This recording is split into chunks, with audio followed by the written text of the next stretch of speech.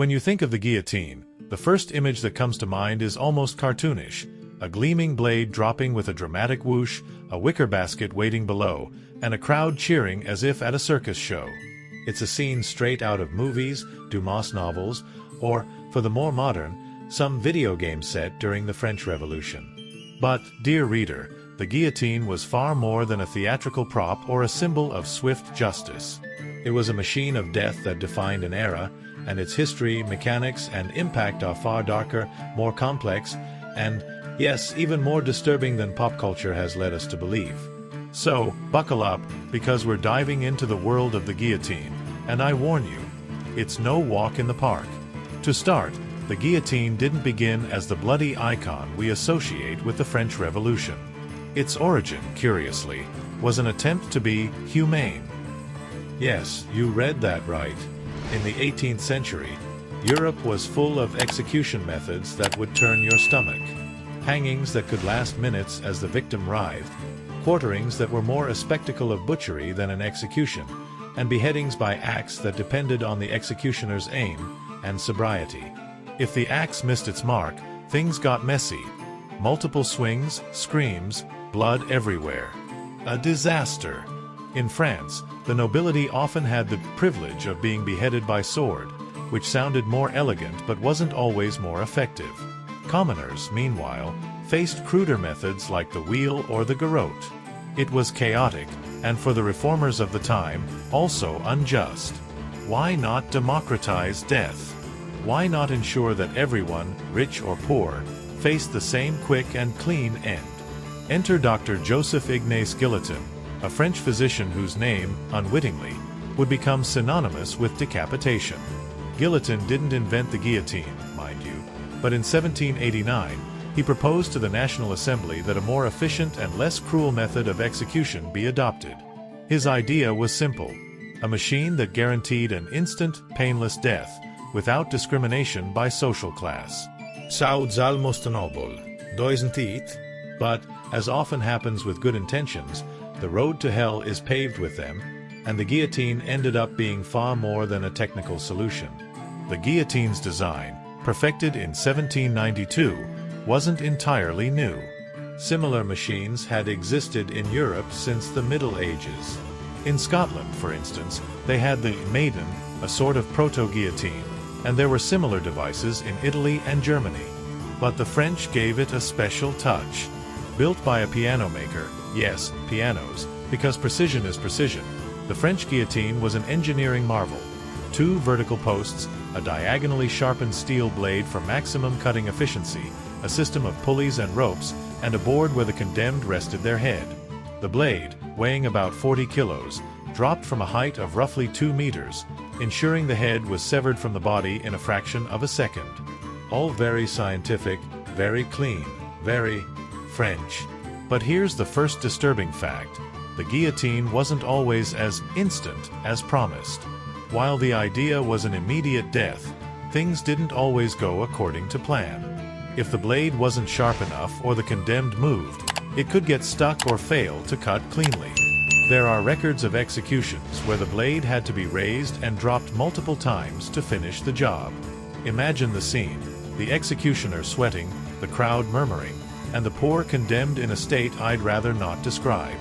Then there's the question of post-decapitation consciousness. Some doctors of the time, and even modern scientists, have debated whether a severed head could retain some awareness for a few seconds.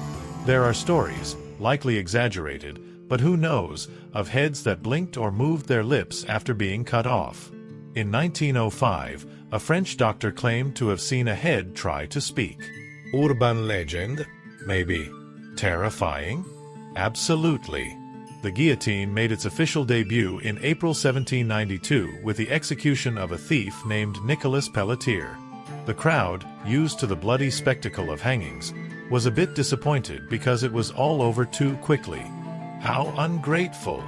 But the guillotine soon became the star of the show during the Reign of Terror, 1793 to 1794, when the French Revolution got particularly intense. During this period, the guillotine wasn't just an execution tool, it was a political symbol. Beheading someone sent a message. No one, neither kings, nobles, nor peasants, was above the revolution. The Place de la Révolution, now Place de la Concorde, in Paris became the main stage, with the guillotine working overtime. It's estimated that between 16,000 and 40,000 people lost their heads during this time. Yes, the range is wide because record-keeping back then wasn't exactly a model of accuracy. And this is where the guillotine gets more sinister than you might imagine. It wasn't just a machine, it was a public spectacle. Executions were announced like sporting events. People gathered, brought food, and street vendors sold souvenirs. Yes, guillotine souvenirs. Children sometimes played near the platform, and women knitted while watching heads roll, as if at a macabre sewing club. There were even songs and poems about the guillotine, affectionately nicknamed the National Razor or the Widow. Executioners like Charles-Henri Sanson became celebrities. Sanson, who executed thousands, including King Louis XVI and Marie Antoinette, was so well known he'd probably have been invited to talk shows if they'd existed. Speaking of Louis XVI and Marie Antoinette, their executions are a good example of how the guillotine didn't discriminate but also wasn't always as clean as advertised. When Louis XVI was guillotined in January 1793, the blade didn't cut cleanly, and blood sprayed the crowd. Marie Antoinette, executed in October of the same year, had a tidier end but no less tragic. Before climbing the scaffold, she apologized to the executioner for accidentally stepping on his foot. Class until the end, right? But these high-profile cases were just the tip of the iceberg. The guillotine wasn't just used on aristocrats, it also fell on revolutionaries who became inconvenient, like Robespierre, who got a taste of his own medicine, peasants, priests, and anyone who smelled remotely counter-revolutionary. Another aspect that makes the guillotine worse than you might think is its psychological impact, not just on victims but on society. Imagine living in a city where you hear the blades thud every day, knowing someone lost their head and wondering if you'd be next. The guillotine didn't just kill, it intimidated.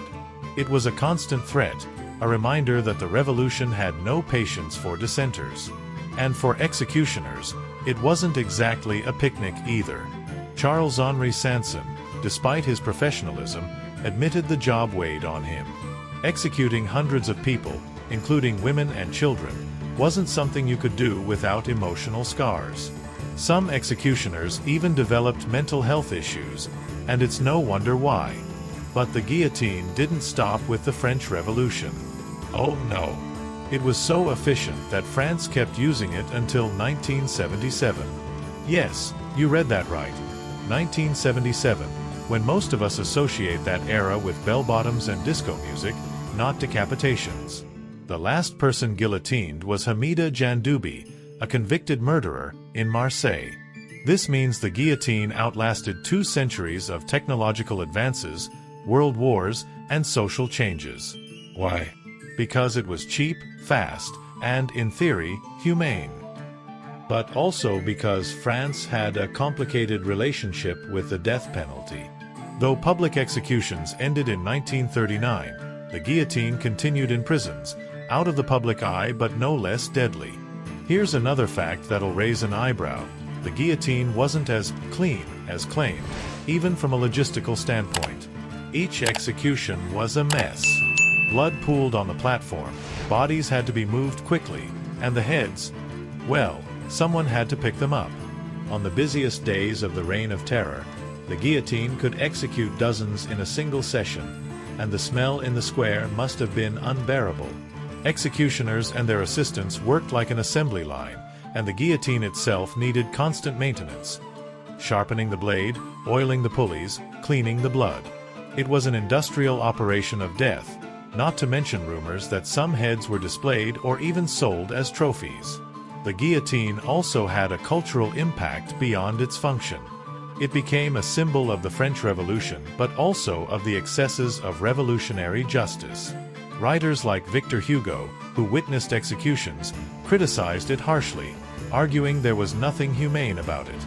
By the 19th century, the guillotine began to lose its charm even among the French.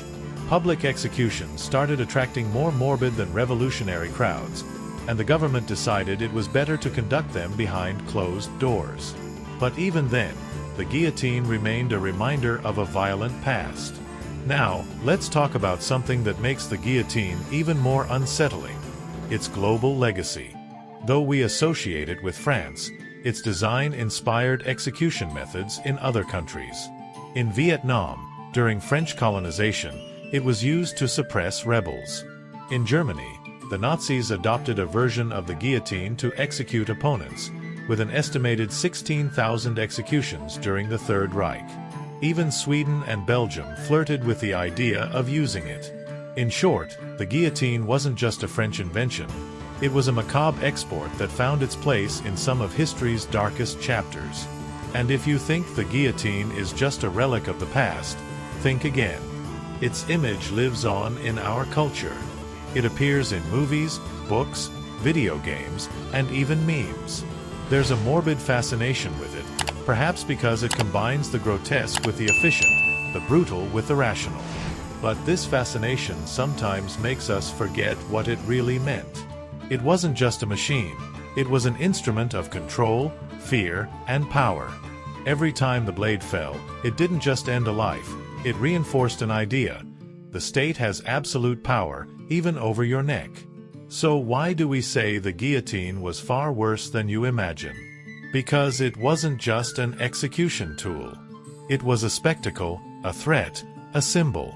It killed quickly, yes, but it also left scars on those who wielded it, those who watched, and those who lived under its shadow.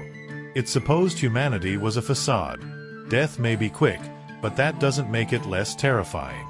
And its legacy, stretching into the 20th century, reminds us that the pursuit of efficiency in justice can lead to very dark places.